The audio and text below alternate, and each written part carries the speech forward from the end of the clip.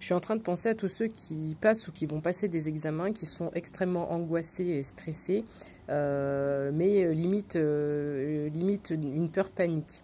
Et ce que je vais dire là, c'est valable aussi pour les entretiens professionnels, c'est valable aussi quand tu passes le permis de conduire. C'est aussi et surtout pour le permis de conduire, parce que je repensais à ça, enfin ça m'a fait penser à ça, je veux te partager mon expérience quand j'ai passé moi le permis. Il faut savoir que j'étais extrêmement, j'avais pas du tout, mais pas du tout confiance en moi, et j'étais extrêmement paniquée à l'idée de passer des tests, des examens, voilà.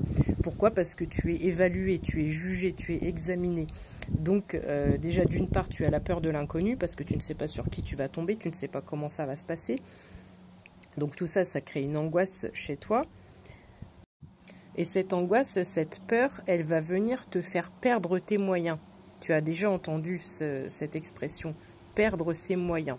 Ça veut bien dire que des moyens, tu en as, des compétences, tu en as, un savoir, tu en as, tu sais, tu es capable de le faire. C'est juste que tu peux échouer juste à cause de la peur, parce que la peur te fait perdre tes moyens. Donc ici, je vais juste t'inviter à shifter, à changer ton état d'esprit, ta façon de penser et te dire que tu ne vas pas à un examen pour être évalué, tu ne vas pas passer ton permis pour être évalué.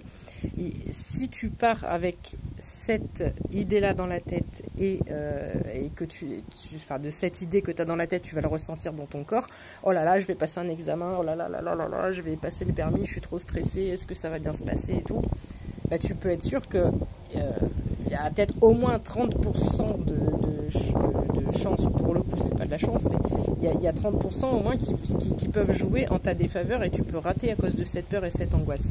Donc je vais pas faire une vidéo de 10 minutes là-dessus, je vais juste te donner la technique que j'ai adoptée quand j'ai passé le permis, parce que c'était vraiment une peur panique. J'avais déjà la peur panique de ne pas savoir qui serait l'examinateur ou l'examinatrice.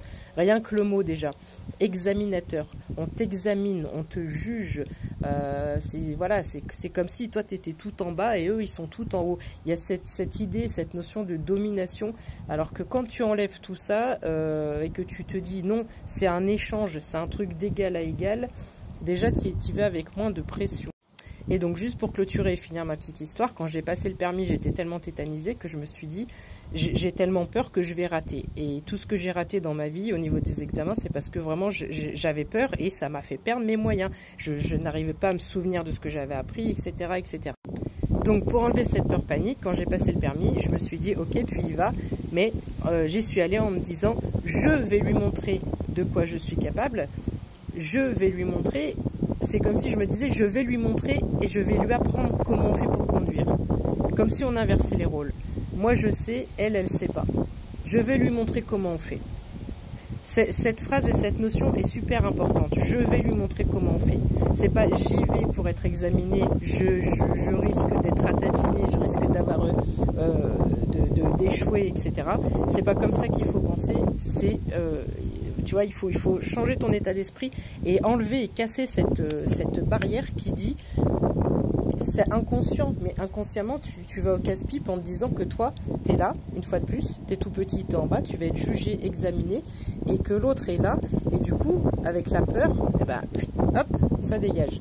Alors que si tu y vas en disant, on est plutôt sur une notion d'échange, et d'essayer d'enlever cette peur et de dire, je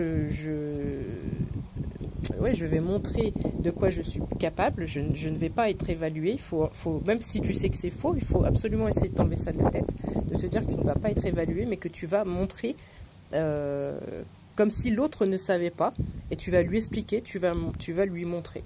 Voilà, et il y a juste ça à faire. Imagine-toi que l'autre ne sait pas, et que tu es là pour faire passer ton savoir. Et je te garantis, je t'assure que ça enlève beaucoup de stress et d'angoisse et ça te donne beaucoup plus de chances de réussir puisque tu as toutes les compétences nécessaires pour y arriver.